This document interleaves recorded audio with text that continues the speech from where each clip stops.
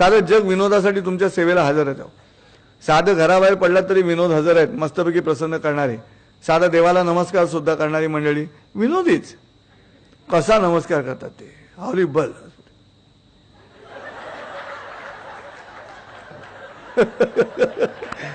कुठच्या खुणा कुणाला करायच्या ती पण अक्कल नाही. आता ह्या खुणा काय देवाला करायच्या हात करून, ह्या काय देवाला करायच्या खुणा आहेत. तरी परवा एका माणसानं गोल हात फिरवले असे. मी म्हणते हे काय केलं, म्हणाला प्रदक्षिणा मारल्या बाहेरच.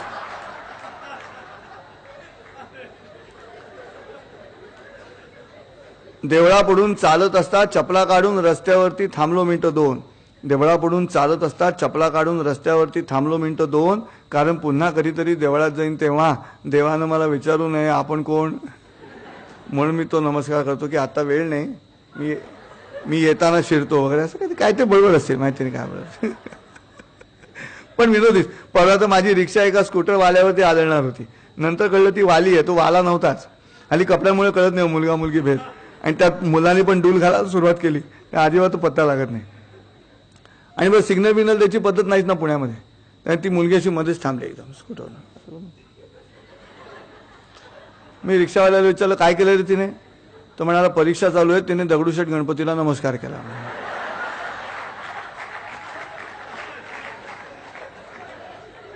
मी म्हटलं समजा गणपतीला वाटलं की हिला आपण पास करावं, तर कुणाला पास करावं कसं करणार, कारण हे बांधून ठेवलेलं. मला असं वाटलं की आता गणपतीची सोंड मोठी बाहेर करून ते फडकं काढा ती.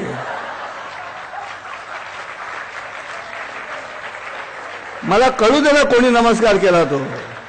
बिचारी ज्ञानेश्वर माऊली विचार करत बसले की मी हरिपाठाचा पहिला अभंग रचला. देवाची द्वारी उभा क्षणभरी त्याने मुक्ती चारी साधी येल्या. स्वरूपता सलोकता समीपता आणि सायुज्यता या चारी मुक्ती मला ज्या एका क्षणामध्ये मिळतात तो हा क्षण नव्हे हो. गांभीर्य नाही अशा पद्धतीने कोणी देवाला नमस्कार करतं का. म्हणून मी म्हटलं प्रसन्न होण्याचे अनेक मार्ग आहेत. तुम्ही जग बदलू शकत नाही पण स्वतःला बदलू शकाल, ते मार्ग तुमच्या समोर मांडते. येता जाता विनोद दिसतात हो, येता जाता. म्हणून नेहमी असं अलर्ट राहायचं, विनोदासाठी अलर्ट राहायचं. का, प्रसन्नतेचा तोच एक मार्ग आहे. आता माणसं तुम्हाला मिळणार नाहीत करमणुकीसाठी. सेल्फ एंटरटेनिंग डिव्हाइस डेव्हलप करायला लागेल इथेच. आणि तो सेल्फ एंटरटेनमेंट डिव्हाइस म्हणजे तुमचं काम आणि हा विनोदी पद्धतीने आयुष्याकडे बघण्याची क्रिया. म्हणून आयुष्य फार गांभीर्याने घ्यायचं नाही, म्हणून सिन्सिअरली घ्यायचं. मी पुण्यात आलो पहिल्यांदा रिक्षात बसलो होतो आणि बाजूला मोटर ट्रेनिंग स्कूलची गाडी येऊन थांबली, अशी एकदम बाजूला येऊन थांबली. पुण्यात खूप जवळ थांबतात गाड्या अशा, अगदी जवळ. कित्येक वेळा वाटतं आपण त्याच गाडी जाऊ की काय. इतक्या जवळ. तो शिकवणारा असा बसला होता गाडीत, म्हणून मी त्याला हात लावला. काय म्हटलं, मोटर ट्रेनिंग स्कूलचं नाव छान आहे. तो म्हणा काय म्हटलं, आपटे. किती सुंदर विनोद आहे ना. म्हणजे आपटू नये म्हणून शिकवायचं आहे, त्याचं नावच आपटे मोटर ट्रेनिंग स्कूल. त्याचाही दिवस मजेत गेला, माझाही दिवस मजेत गेला. का, फार उच्च कोटीचा विनोद होता का, नाही, पण वेळ मजेत जाणं. उभा चेहरा करून बसण्यापेक्षा वाईट कोटी परवडली. आयुष्यभर लक्षात ठेवा, कोटी वाईट असेल पण माणसाचा किमान जगण्याचा उत्साह तर लक्षात येईल. नाही तर माणसांकडे आहे काय हसण्याशिवाय दुसरं माणूस म्हणून सिद्ध करायचं अन्य प्राण्यांपेक्षा वेगळं काय आहे, तर ते एकच आहे, मनमोकळं हसणं. आणि ते या पद्धतीने आपल्याला करता येतं. श्रीमंती, दर्प सुद्धा माणसाला अप्रसन्न करत राहतो. दर्प म्हणजे काय, तर राजा दक्ष प्रजापतीच्या मुली आहेत, महाभारतात कथा आहे.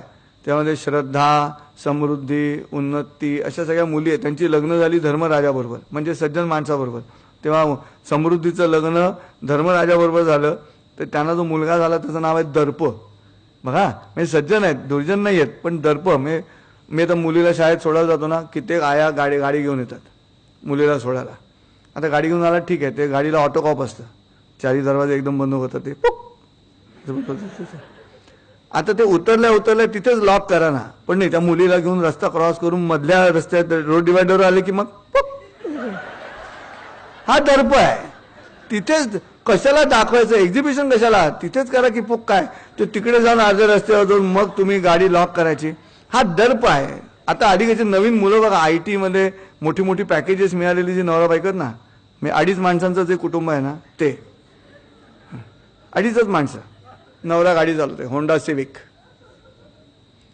टेप रेकॉर्ड CD प्लेअरमध्ये किशोरी आमोणकरांचा यमन राग. का, तर रात्री पानवाल्याजवळ स्टाईल मारायला मित्रांबरोबर. किशोरीचा यमन ऐकलंयस तू, काय बाई गाते, जसे की ह्याच्या वर्गातच होती. मग बाजूला बायकोट, बाजूला बायको बॉयकॉट. मग तिच्या चेहऱ्यावरती असे भाव की मी त्याला गाडी घेऊन दिली. तुम्ही बघा उद्यापासून ही जी तरुण बायका बसतात ना, मग त्याही गणपतीसारख्या बसतात. म्हणजे या एक हाताचा खिडकीत आणि दुसरा त्याच्या पाठीमागे नवऱ्याच्या असं.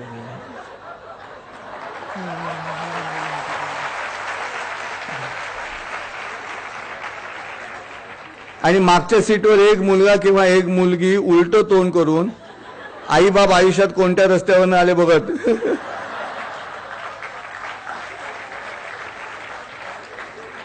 संपलं आयुष्य.